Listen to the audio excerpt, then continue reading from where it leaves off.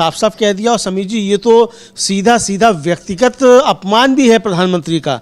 मतलब सिर्फ इतना नहीं कि डोनाल्ड ट्रंप जो है वो भारत का ही अपमान कर रहे हैं, बल्कि प्रधानमंत्री नरेंद्र मोदी का व्यक्तिगत अपमान भी कर रहे हैं। आखिर प्रधानमंत्री नरेंद्र मोदी की क्या मजबूरी है कि उन्हें ट्रंप के सामने इतना झुकना पड़ रहा है? ये सवाल विपक्ष पूछ रहा है।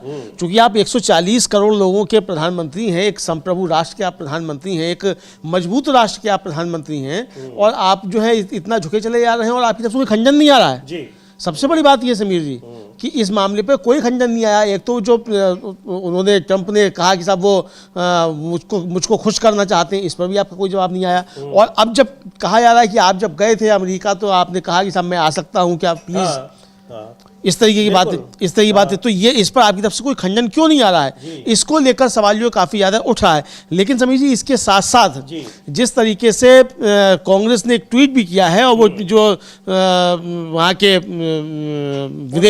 पोलैंड के विदेश मंत्री जो वो एस जयशंकर की मौजूदगी में कह रहे हैं कि मुझे संतोष है कि भारत ने रूस से तेल लेना कम कर दिया है।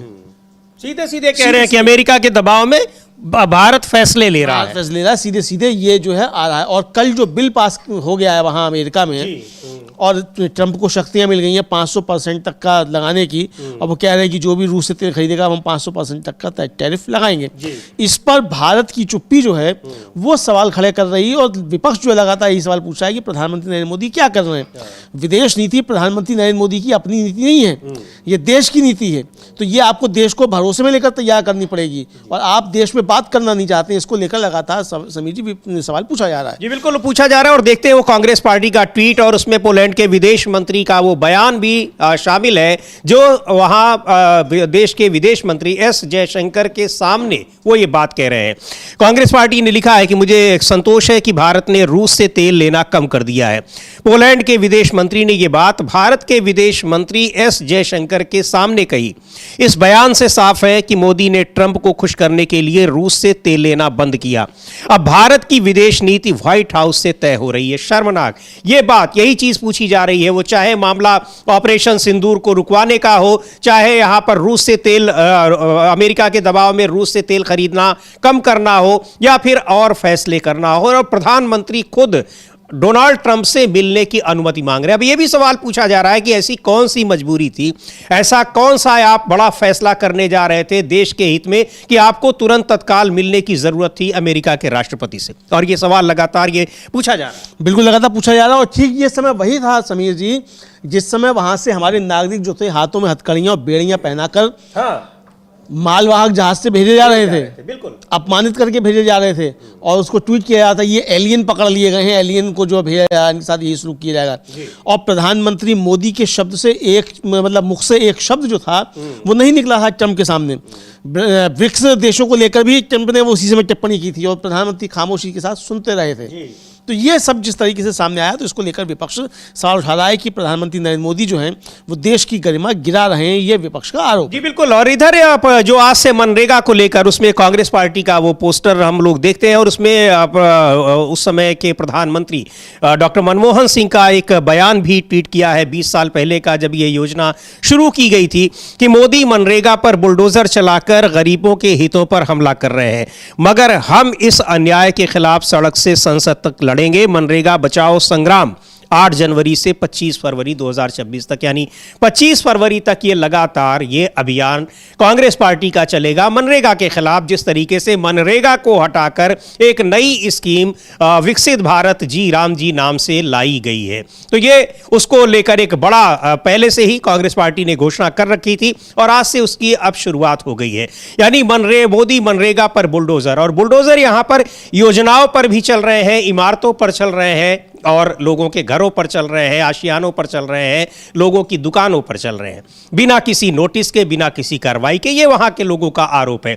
दिल्ली के तुर्कमान गेट पर उसको लेकर कई प्रतिक्रियाएं भी आ रही हैं, और अभी भी वहां बुलडोजर की कार्रवाई चल रही है। स्थानीय लोगों का कहना है, स्थानीय नेताओं का भी कहना है कि न तो किसी तरह की कानूनी प्रक्रिया का पालन किया गया, न कोई नोटिस दिया गया, और आधी रात को यहां पर बुलडोजर की कार्रवाई शुरू कर दी गई। बहुत सारी प्रतिक्रियाएं आई हैं, विरोध हो रहा है, लेकिन वहां पर कार्रवाई अभी भी जारी है। पूरा उस इलाके को समतल कर दिया जा रहा है। हाँ बिल्कुल समीर जी, उस पूरे इलाके को समतल कर दिया जा रहा है और ये इसको लेकर काफ़ी ज़्यादा चिंताएं जो हैं वो व्यक्त की जा रही हैं और पूरे देश भर से इसको लेकर प्रतिक्रियाएं सामने आ रही हैं। लेकिन जो जारी है और किसी भी तरीके से उस पर कोई जो है वो रोक लगना अभी तक उस पर मतलब नहीं है और ये साफ तौर पर समझा जा रहा है कि किस तरीके से वहाँ इसको लेकर काम जो चल रहा है। और ये फैज इलाही मस्जिद है तुर्कमान गेट के पास, ये वहाँ से जो है इसको लेकर विजुअल्स भी वहाँ से एसटी हसन है, विजुअल्स भी हम देखेंगे किस तरीके से आज भी वहां पर कार्रवाई हो रही है, बुलडोजर चल रहा है। वो तस्वीरें हम लोग देखते हैं कि किस तरीके से अभी भी वहां तोड़फोड़ के बाद भी वहां उसको अब समतल किया जा रहा है इलाके को। लेकिन इतने लोगों को वहां से बेघर कर दिया गया, लोगों की दुकानें थी उनको खत्म कर दिया गया, कोई नोटिस भी नहीं दिया गया। और रात को जब लोगों ने उसका विरोध किया तो उनके खिलाफ मामले दर्ज किए गए हैं। तो समाजवादी पार्टी के सांसद है एसटी हसन, मुरादाबाद से पूर्व सांसद है, उन्होंने इसको लेकर प्रतिक्रिया जताई है और कहा है कि आप बिना कोई कानूनी प्रक्रिया का पालन किए लोगों का घर आधी रात को तोड़ देंगे तो क्या लोग विरोध भी नहीं करेंगे? और जो लोग विरोध कर रहे हैं उनके खिलाफ किस तरह से कार्रवाई हो रही है। ये वो विजुअल्स हैं जो आज भी वहां अभी इस तरह की कार्रवाई चल रही है तुर्कमान गेट के आसपास और इसको अतिक्रमण के नाम पर इसको कहा जा रहा है। और बताया जा रहा है कि ये सारी जो वहां पर इमारतें हैं, जो कुछ वहां पर निर्माण है वो 100 साल पुराने हैं, उनको अब अचानक उसको एक अवैध अतिक्रमण बताया जा रहा है। सुन लेते हैं एसटी हसन क्या कह रहे हैं। देखिए, 100 साल पुरानी मस्जिद और उसकी दुकानें अतिक्रमण के नाम के ऊपर उत्पीड़न जो किया जा रहा है, तो आदमी कब तक आंदोलन नहीं करेगा। हम ये समझते हैं कि बहुत सिलेक्टिव कार्रवाई की जा रही है। अगर यूनिवर्सल हो, एक सी कार्रवाई हो हर जगह, तो आदमी को सब्र आ जाता है। लेकिन जब एक सी कार्रवाई नहीं होती है और खासतौर से धार्मिक स्थलों के ऊपर अगर इस तरह की कार्रवाई होती हैं जो लोगों की भावनाओं से भी जुड़े होते हैं और लोगों की आस्थाओं से भी जुड़े होते हैं, अगर इस तरह की कार्रवाई होगी तो एक्शन का रिएक्शन तो हो गई। तो ये पत्थरबाजी और ये सब कब तक लोग बर्दाश्त करें? कब तक इस तरह से गिराई जाएंगी मस्जिदें और मदरसे और बाकी चीजें? क्या कल को जामा मस्जिद दिल्ली का भी कोई प्रमाण तो है नहीं, कोई उनकी प्रॉपर्टी का कोई लिखित आधार तो है नहीं, वो भी अवैध होगी। उसका कोई नक्शा पास नहीं है, वो भी अवैध होगी। कल को ये जामा मस्जिद दिल्ली शाही मस्जिद को भी गिराने पहुंच जाए तो क्या इनसे क्या भरोसा है? मुस्लिम दुश्मनी में इन्होंने सारी हदें पार कर दी। एमसीडी का कहना है कि कार्रवाई लगातार जारी रहेगी, 17 बुलडोजर लगाए हैं। देखिए, अगर जनता सड़कों पर उतर आई तो हालात बहुत काबू से बाहर हो जाएंगे। उन्हें बहुत सोच समझ के और ईमानदाराना तरीके से कार्रवाई करनी चाहिए, जो जायज है बस वो करें। इसके अलावा पुलिस भी कह रही कि उपद्रवी जो थे उनकी पहचान की जा रही है और सीसीटीवी कैमरे खंगाले जा रहे हैं, कड़ी कार्रवाई की जाएगी। उपद्रव पे उकसाया किसी ने, उनके खिलाफ भी कार्रवाई होनी चाहिए। अगर कोई नाजायज अतिक्रमण हुआ है तो उन अधिकारियों पर भी कार्रवाई होनी चाहिए जिनकी मौजूदगी में ये सब हो गया। अब 100 साल पहले के अधिकारी को कहां से ढूंढेंगे? उसकी तो रात का भी पता नहीं होगा। आधी रात को जाने की जरूरत क्या थी? आप तो खुद उकसा रहे हैं लोगों को और लोग आपके जाल में फंस रहे हैं। कार्रवाई करेंगे, आप जेलों में भेजेंगे, बरसों मुकदमे चलेंगे, घर बर्बाद होंगे और अगर ज्यादा होगा तो आप गोली भी चला देंगे। कौन देख रहा है? आप तो भाई तानाशाह हैं, जो चीज चाहे करें। देखिए, हमें तो उम्मीद यही थी कि तकरीबन 3 करोड़ वोट काटे जाएंगे।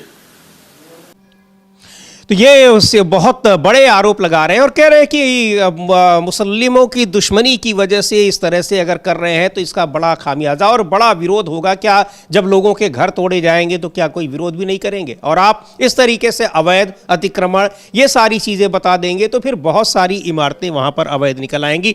पुराना शहर है, पुराने इलाके हैं, वहाँ तो कई ऐसी इमारतें हैं 150, 200, 250 साल पुरानी। हाँ बिल्कुल, 150, 200, 250 साल पुरानी, क्या 500 साल पुरानी इमारतें भी हैं।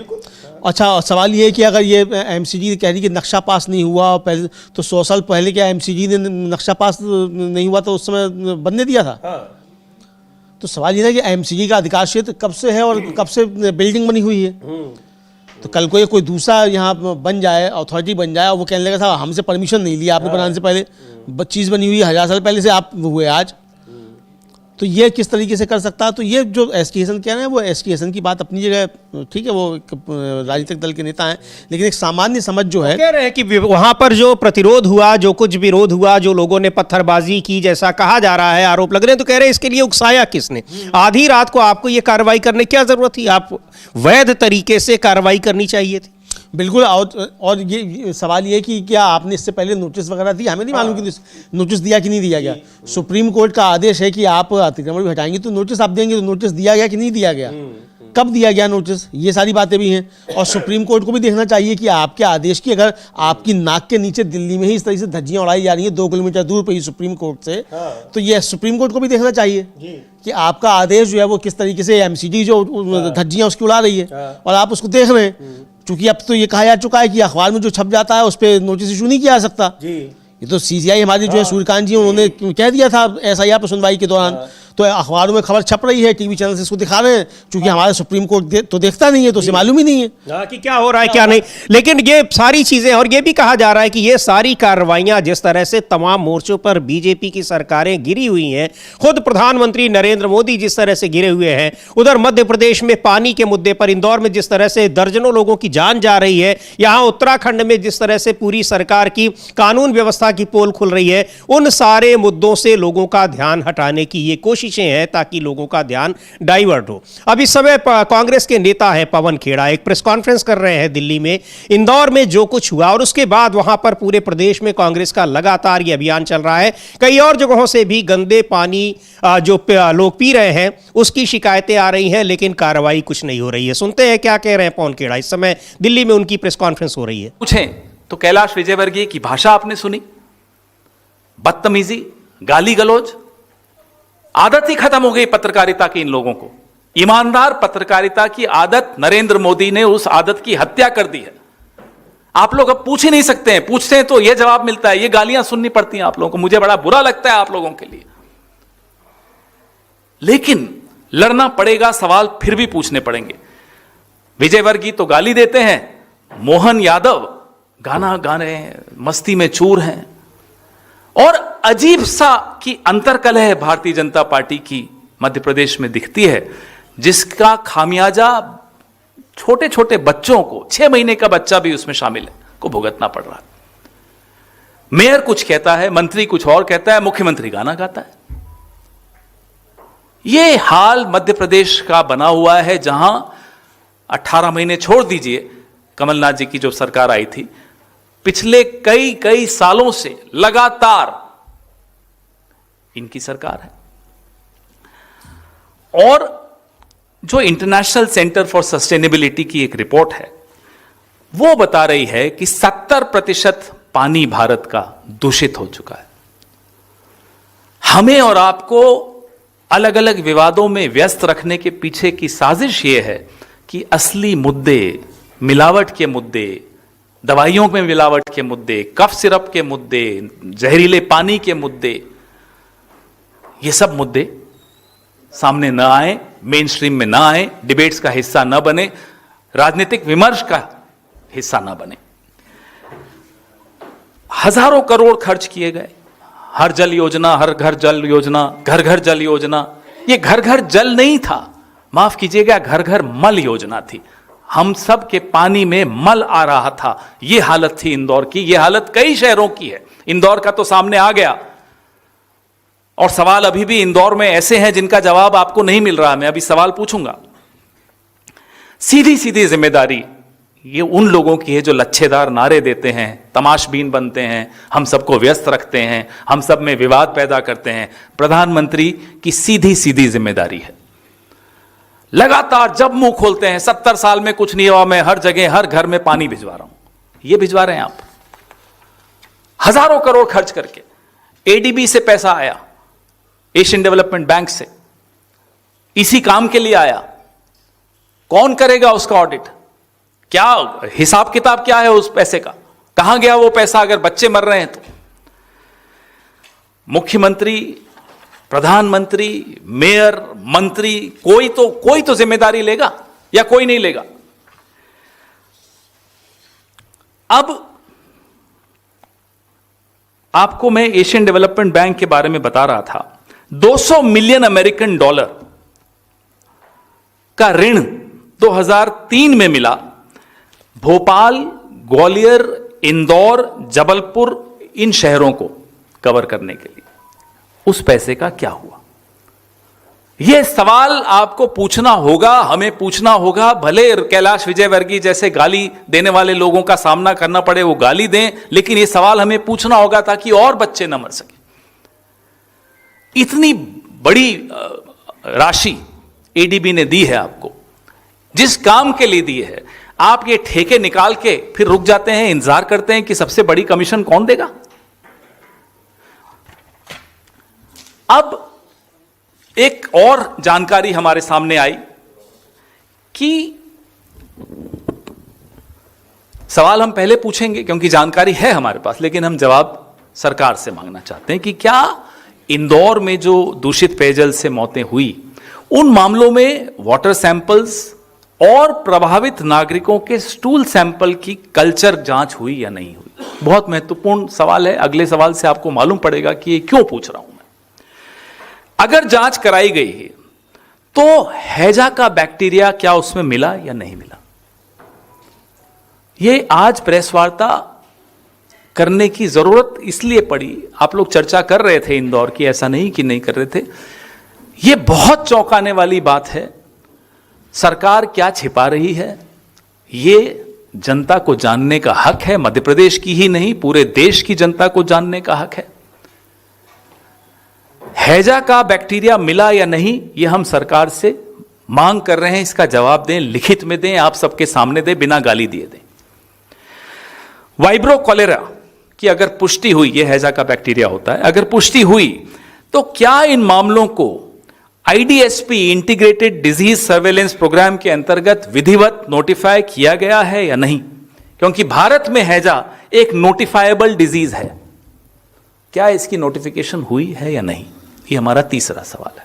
हमारा चौथा सवाल है, क्या हैजा से संबंधित मामलों, मौतों की सूचना राज्य सरकार द्वारा केंद्र सरकार को, ministry of health family welfare को दी गई या नहीं दी गई? कॉरेस्पॉन्डेंस सामने लाइए। आप दोनों के बीच में, राज्य सरकार और केंद्र सरकार के बीच में क्या कॉरेस्पॉन्डेंस हुई है, वो सार्वजनिक कीजिए। बहुत कुछ छिपाया जा रहा है साथियों। क्या इस हैजा की गंभीरता को देखते हुए इंटरनेशनल हेल्थ रेगुलेशंस 2005 के अंतर्गत WHO को नेशनल IHR फोकल पॉइंट के माध्यम से सूचित किया गया या नहीं? और किया गया तो वो कॉरेस्पॉन्डेंस भी आप सार्वजनिक कीजिए। ये बहुत मौलिक सवाल हैं, बहुत महत्वपूर्ण सवाल हैं। They affect the lives of millions of Indians, not just people from Madhya Pradesh, not just innocent children of Madhya Pradesh or Gandhinagar or Greater Noida, as you can see in this video, or Haryana, as you can see in this video, or Delhi, which I referred to when I quoted my colleague Sadhna Bharti. These are fundamental questions that demand an answer. You cannot hide behind slogans of Swachh Bharat, you cannot hide behind slogans of Har Ghar Jal Yojana, you cannot hide behind slogans of smart cities, while the truth is that you borrowed from the Asian Development Bank money which was meant to replace old pipelines. You failed to do it. You deliberately failed to do it, as I showed to you an evidence of how the tender was finalized, and yet तो वहाँ पर ये तमाम जो ज़रूरी मुद्दे हैं उनसे कैसे ध्यान भटकाने की कोशिश होती है, लेकिन बहुत से मोर्चों पर घिरी हुई है। और ध्यान भटकाने की एक कोशिश ये भी होती है, और विपक्षी नेताओं को डराने और धमकाने की भी जो आरोप लगते हैं सरकार पर, कैसे जांच एजेंसियों का दुरुपयोग किया जाता है। और जांच एजेंसियां, इतने सारे मामलों में जब सरकार घिरी है तो जांच एजेंसियां भी हरकत में आ गई हैं। और किस तरीके से हरकत में आ गई हैं? अब हरकत का इसका सेंटर भी पश्चिम बंगाल है, क्योंकि आने वाले दिनों में वहां चुनाव होने वाले हैं। हाँ बिल्कुल, वहाँ चुनाव होने वाले हैं, तो अब जहाँ जहाँ चुनाव होने वाले होते हैं वहाँ ईडी सक्रिय हो जाती है। ये तो हम लोग देखते आ रहे हैं पिछले 10-11 सालों से। अब चूंकि पश्चिम बंगाल का चुनाव है तो ईडी वहाँ सक्रिय हो गई है, और वहाँ जो आईपैक है, जो एक मतलब मीडिया कंपनी है, मीडिया कंपनी कह लिए बल्कि पॉलिटिकल कैंपेन जो चलाती है, उसके जो डायरेक्टर हैं प्रतीक जैन, उनके घर पर जो है वो छापा ईडी इस समय डाल रही है साल्ट लेक में, कोलकाता में। और ममता बनर्जी जो है वहाँ पहुंची हैं जिस समय छापा पड़ रहा है, ठीक उसी समय वहाँ तो वो छापा जो पड़ रहा है उसके विजुअल हम लोगों के पास हैं। वहाँ ईडी की जो टीम पहुंची है वो भी हम लोग देख सकते हैं। तो ईडी अपने काम पे इसका मतलब लग गई है चुनाव से पहले। तो जो नारा लगता है कि जब जब मोदी डरता है ईडी को आगे करता है, तो हर चुनाव से पहले जो है वो जब जब मोदी जी को डर लगता है तो ईडी को आगे कर देते हैं। और ये कैंपेन पिछली बार तृणमूल कांग्रेस का कैंपेन भी इसी कंपनी के उसमें था, और इस कंपनी के जरिए तृणमूल कांग्रेस ने का जो चुनाव प्रचार अभियान था वो किया था। तो उनके प्रतीक जैन के घर पहुंची हैं ममता बनर्जी जिस समय ये छापेमारी हो रही है। छापेमारी के विजुअल्स भी हैं, एक बार देखते हैं। कोलकाता के साल्ट लेक में ये छापेमारी की गई है। जो आईपैक के प्रमुख हैं उनके घर पर किस तरीके से ये छापेमारी हो रही है, यानी सक्रिय हो गई हैं जांच एजेंसियां पश्चिम बंगाल में, क्योंकि वहां पर चुनाव अब आने वाले दिनों में होने वाले हैं। एसआईआर के मुद्दे पर सरकार और चुनाव आयोग किस तरीके से घिरा हुआ है, उन सब को दरकिनार करते हुए अब एक और नई चीज यानी जांच एजेंसियों की सक्रियता भी बढ़ गई है। इन्हीं सारी वजहों से ये कहा जाता है कि कैसे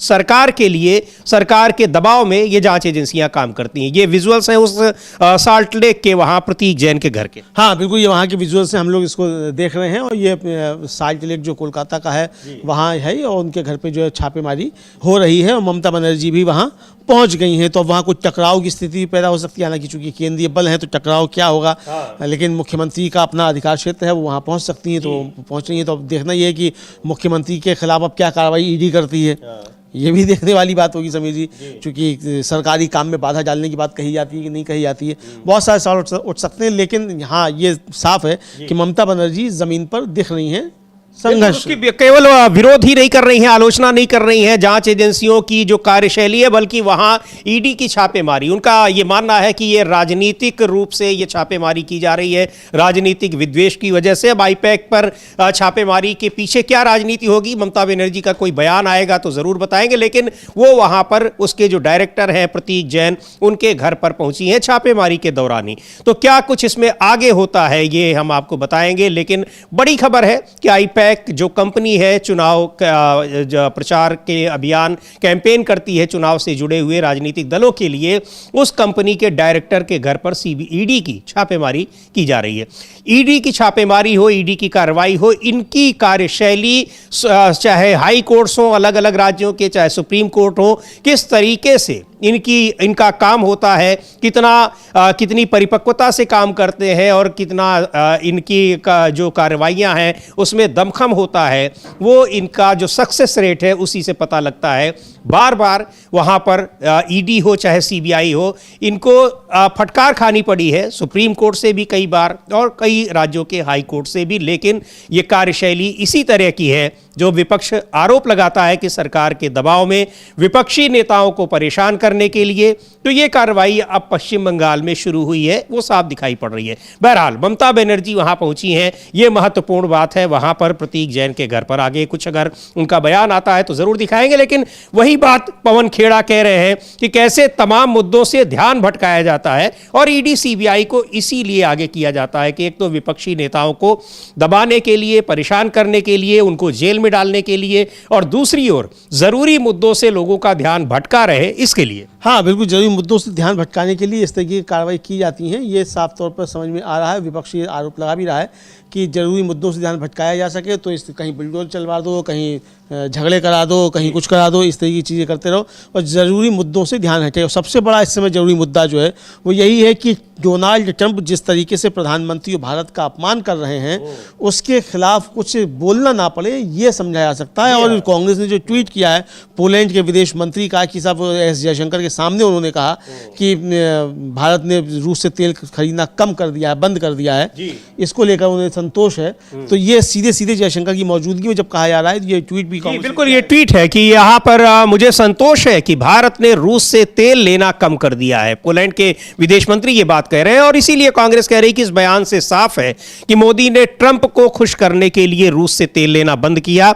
अब भारत की विदेश नीति व्हाइट हाउस से तय हो रही है और कोई जवाब, ये हैरानी की बात है अमलेंदु जी कि कोई जवाब सरकार की ओर से, प्रधानमंत्री की ओर से या फिर विदेश मंत्री की ओर से कोई जवाब इसका नहीं आ रहा है, कोई ट्वीट नहीं हो रहा है। प्रधानमंत्री के लिए कह रहे हैं कि मुझसे आते हैं और सर मैं आपसे मिल सकता हूं क्या? इस भाषा में, इस अंदाज से प्रधानमंत्री डोनाल्ड ट्रंप से बात करते हैं। भारत के किसी प्रधानमंत्री तो छोड़ दीजिए, मुझे लगता है कि दुनिया में किसी भी देश का आधिकारिक रूप से इस तरीके से बात नहीं करता होगा। ये एक कर्टेसी होती है डिप्लोमेसी की। हाँ बिल्कुल, ये डिप्लोमेसी की कर्टेसी होती है और डिप्लोमेसी कर्टेसी जो है समीर जी, वो भी नहीं निभाई जा रही है और अंतर्राष्ट्रीय कानून नहीं निभाए जा रहे हैं।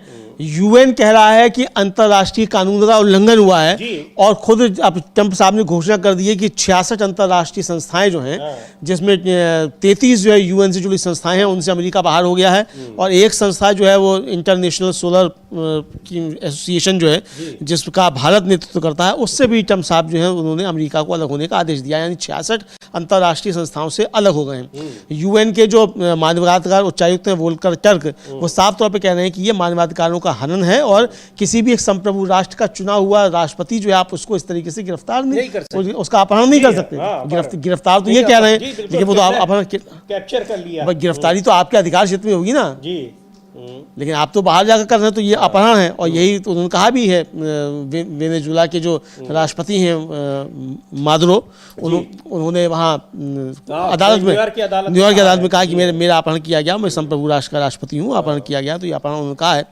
अब समीर जी मान लीजिए कि वेनेजुएला में एक मुकदमा कायम हो जाए कि ट्रंप साहब जो अपहरण करके ले गए हैं और वेनेजुएला की आर्मी इसी तरीके से ट्रंप साहब को उठा के ले जाए, कहाँ जाएगी दुनिया? बिल्कुल। तो ये अंतर्राष्ट्रीय कानून जो है, मतलब कि बंदरों के हाथ में उस्तरा मिलना जो कहा जाता है समीर जी, वो कहावत इस समय ट्रंप साहब पे एकदम बिल्कुल फिट बैठ रही है कि बंदर के हाथ में उस्तरा आ गया है। अब ये बंदर उस्तरा कहाँ कहाँ मारेगा ये देखना है समीर जी। बिल्कुल, और इसको लेकर सवाल ये पूछे जा रहे हैं लेकिन कोई जवाब नहीं मिल रहा है। पर उन तमाम जो ज़रूरी मुद्दे हैं उनसे ध्यान कैसे भटकाया जाए, उसके लिए कहीं बुलडोज़र चल रहा है तो कहीं कुछ हो रहा है। यहाँ पर कहीं सोमनाथ के मंदिर की चर्चा हो रही है कि उसमें नेहरू जी ने क्या किया, फर्जी पत्रों और फर्जी जो तथ्य हैं उनके जरिए बीजेपी के कुछ नेता अब इसी अभियान में लगे हुए हैं। लेकिन जो ज़रूरी सवाल हैं आप उनके जवाब क्यों नहीं दे रहे हैं? और इधर किस तरीके से दिल्ली के यहाँ जो तुर्कमान गेट में जो कार्रवाई हो रही है उसको लेकर भी मुस्लिम संगठनों में भी बड़ी नाराजगी है और कहा जा रहा है कि बिना कोई विधिक कार्रवाई के बगैर यहाँ किस तरह से बुलडोजर चलाया जा रहा है।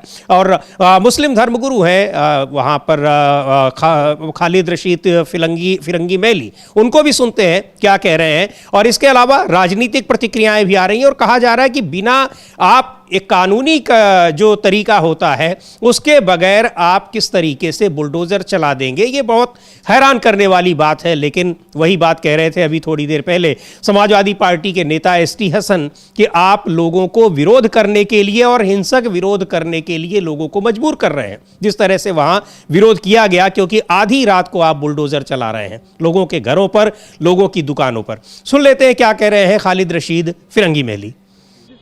दिल्ली में फैजा इलाही जो मस्जिद है उसके आसपास के एरिया में कल रात से जो कार्रवाई की जा रही है, उस दौरान जो पथराव की बात कही जा रही है उसको किस तरीके से देखें, उसको लेकर के भी पुलिस लगातार कह रही है कि फोटो के जरिए जो सभी की पहचान जारी की जाएगी।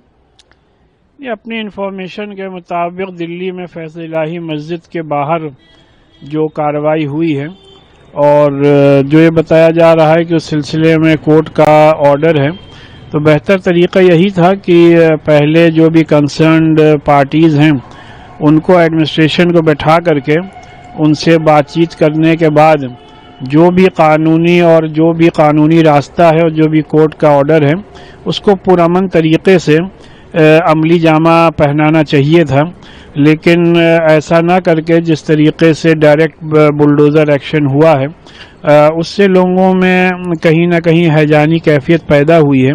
बहरहाल जो भी उसमें अगर किसी ने वायलेंस किया है तो उसके सभी लोग सख्त अल्फाज में मजम्मत करते हैं, लेकिन इस सिलसिले में इस बात को भी यकीनी बनाना ज़रूरी है कि किसी भी बेगुनाह के ख़िलाफ़ कोई कार्रवाई ना की जाए और वहाँ पर जो जितनी भी कंसर्न्ड पार्टीज़ हैं उनको बैठा करके इस मसले को पुरअमन तरीक़े से हल कर लिया जाए। और मेरी सबसे यही अपील है कि हर तरीक़े से अमन अमान कायम रखें और कानून को हरगिज़ कोई भी हाथ में न लें। तो ये खालिद रशीद फिरंगी महली हैं और धर्मगुरु हैं, और जो तुर्कमान गेट पर वहाँ जो अब मस्जिद के आसपास जो कार्रवाई हुई है, बुलडोज़र चला है, उसके विरोध में बोल रहे हैं कि बिना किसी कानूनी प्रक्रिया के ये चीज़ें नहीं करनी चाहिए।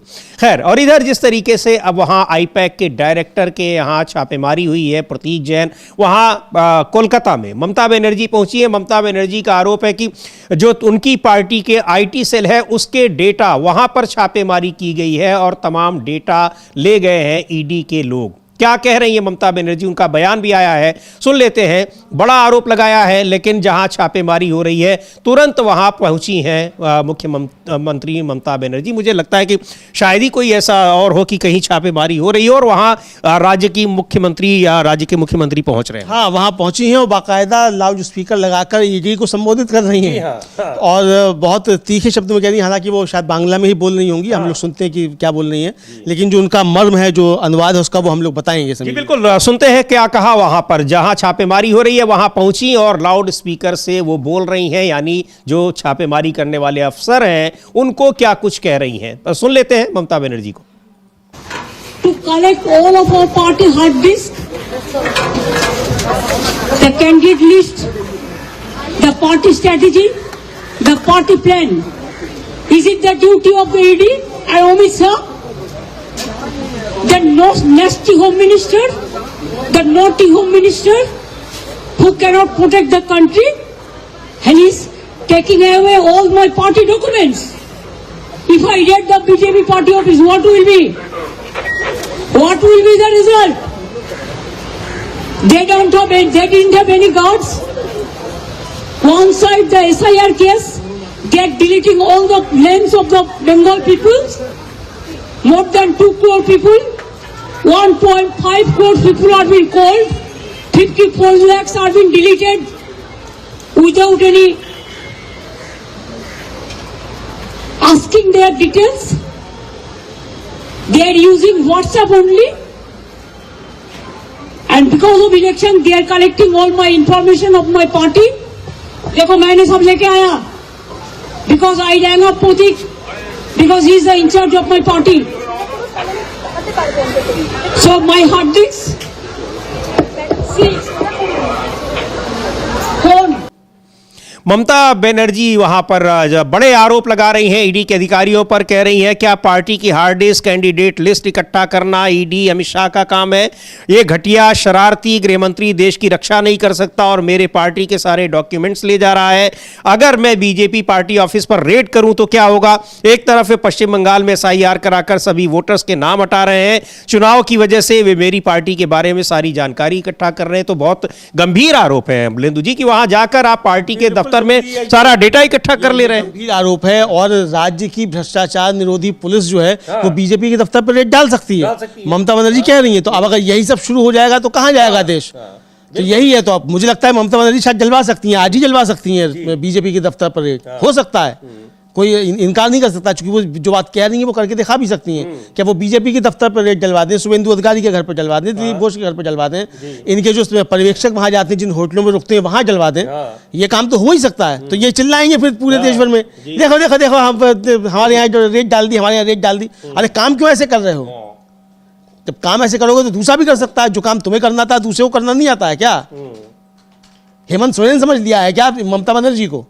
बड़ा संकट है। बिल्कुल वही वो कह रही है कि यहाँ पर अगर राज्य की पुलिस जाकर वहां पर बीजेपी के दफ्तर में इसी तरह से रेड डाले तो क्या होगा। यानी ये केंद्र और राज्यों के बीच जो एक संबंध है, जो एक मर्यादा है, जो संवैधानिक व्यवस्था है, ये उसको तार तार किया जा रहा है, ये कहना है ममता बनर्जी का। लेकिन बड़े गंभीर आरोप है कि वहां पार्टी के दफ्तर से तमाम जो जरूरी डेटा है, गोपनीय डेटा उनकी पार्टी के हैं, उसको ईडी उठा रही है। उससे उसका क्या मतलब है बिना किसी नोटिस के। तो बहुत उन्होंने, एक बार फिर देखते हैं किस तरह से वहां पहुंचती हैं जहां रेड हो रही है और क्या कुछ कहा ममता बनर्जी ने।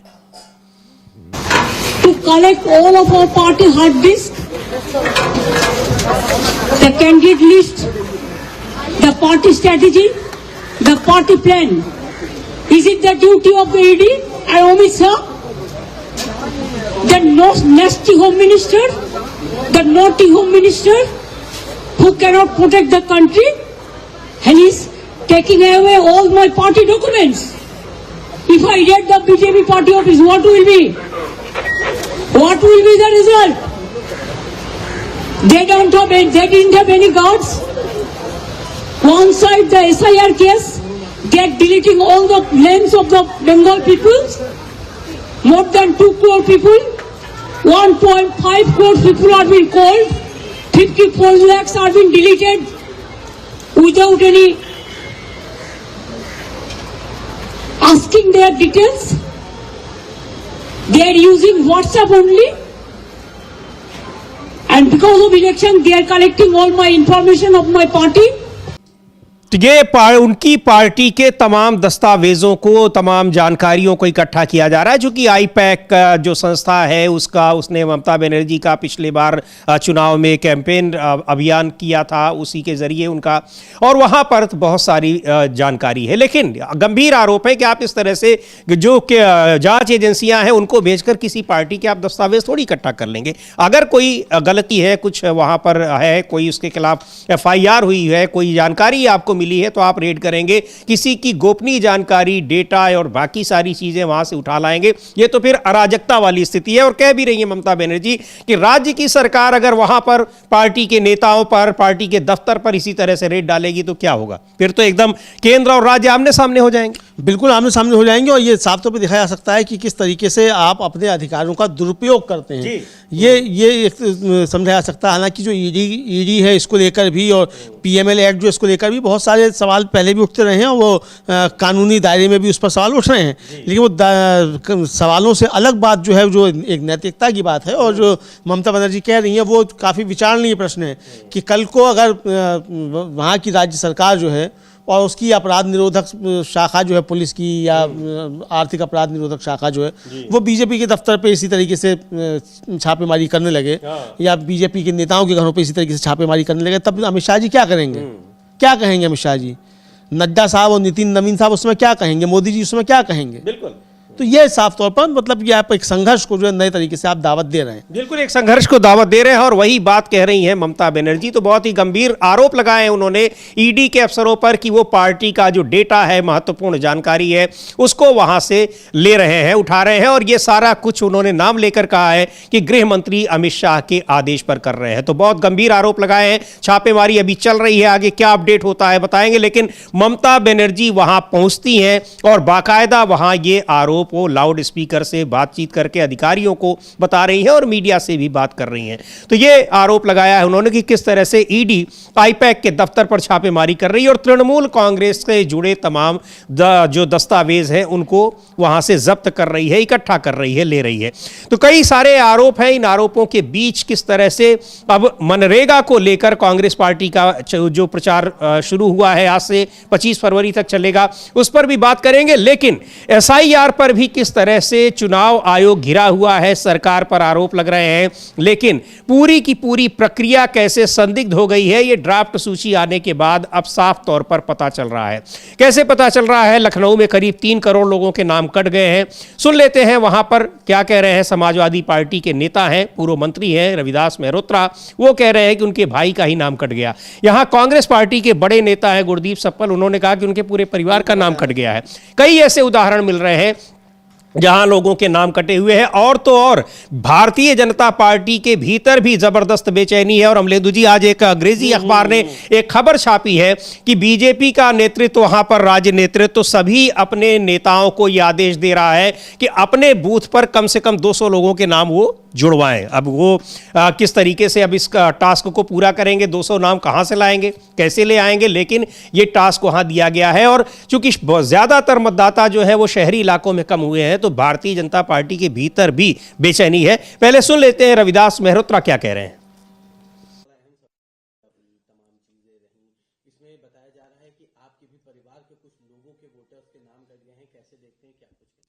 उत्तर प्रदेश में जब से एसआईआर लागू हुई 2,79,00,000 लोगों का नाम उत्तर प्रदेश से वोटर लिस्ट से काट दिया गया। लखनऊ में 12,37,000 वोट काट दिए गए और मेरे मध्य विधानसभा क्षेत्र में 1,28,000 लोगों के नाम वोटर लिस्ट से काट दिए गए। उत्तर विधानसभा में मेरे सगे छोटे भाई का घर है और उस घर में 5 लोग रहते हैं और उसमें 5 लोगों ने एसआईआर का फॉर्म भरा, लेकिन 3 लोगों का नाम आया। मेरे सगे छोटे भाई राजीव दास मेहरोत्रा और भतीजा आयुष मेहरोत्रा का नाम ड्राफ्ट लिस्ट में नहीं आया, जबकि समय से दोनों फॉर्म जमा किए गए थे और उसको अपलोड भी कराया गया था, फिर भी वोटर लिस्ट में वो नाम नहीं आए। ये प्रमाण है कि बड़े पैमाने पर विपक्षी मतदाताओं के नाम वोटर लिस्ट से काटे गए हैं। दलित, पिछड़े वर्ग के लोग, गरीब, असहाय, बेबस, मजदूर, अल्पसंख्यक, इन लोगों के नाम बड़े पैमाने पर काटने का काम सरकार ने किया है। चुनाव आयोग का काम है वोटर लिस्ट में नाम बढ़ाना, लेकिन चुनाव आयोग वोटर लिस्ट में नाम कटवा रहा है और बिल्कुल उदासीन है। हम लोगों की कोई बात सुनी नहीं जा रही है। तो यहाँ कोई बात भी नहीं सुनी जा रही है। कैसे नाम कट रहे हैं, लोगों ने फॉर्म भी भरे हैं फिर भी नाम कट गए। उन्हीं के उसी जगह के वो स्थानीय विधायक कह रहे हैं उनके अपने भाई का नाम कट गया है। और इसको लेकर अखिलेश यादव ने भी एक ट्वीट किया है और कहा है कि ये नागरिकता छीनने का एक प्रयास है। और उन्होंने एक पोस्टर उस अपने ट्वीट में लगाया हुआ है कि कैसे इस मतदाता सूची के जरिए लोगों की नागरिकता छीनी जा रही है। और कहा भी है कि हम मतदाता और हर एक पीडीए प्रहरी से एक बार फिर ये अपील करते हैं कि पीडीए समाज के वोटों को काटने की किसी भी साजिश को कामयाब ना होने दें। पीडीए प्रहरी के प्रयासों के बावजूद अभी भी पीडीए समाज के करोड़ों वोट काटे गए हैं। तो एक लंबा ट्वीट उन्होंने किया है और इसको लेकर लड़ाई लड़ने की बात कही है। लेकिन जो गुरदीप सप्पल है कांग्रेस पार्टी के नेता, एक बात हाँ जी उन्होंने कही है समीर जी इसी लंबे ट्वीट में, और कहा है कि जो भाजपा सरकार निर्विरोध चुनाव लड़वाने का खेल खेल सकती है वो